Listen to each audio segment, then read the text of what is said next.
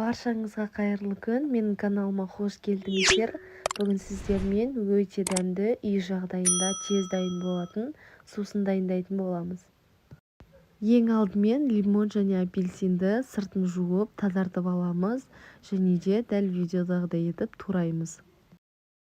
Апельсинімізді жіңішке етіп турайтын боламыз. Енді оны ыдысымызға саламыз.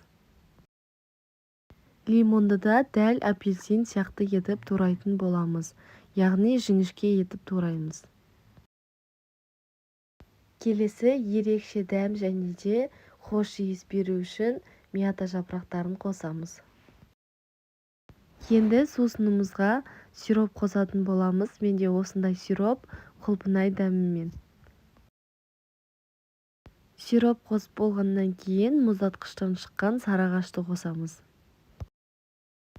Біздің сусынымыз сарыағаш және де спрайт сусындарымен өте дәмді болып шығады. Салқын күйінде ішетін болсаңыздар, шөліңізді қандыратын ерекше сусын. Біздің сиропымыз барлық жеріне біркелкі араласуы үшін қасықтың көмегімен араластырамыз. Осымен біздің өте дәмді және де тез дайын болатын сусынымыз дайын болды. Қалауыңызша мұзбен ұсынсаңыздар болады.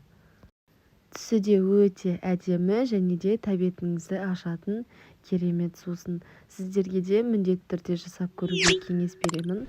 Каналға тіркеліп, лайк басып, пікір қалдыруды ұмытпаңыздар.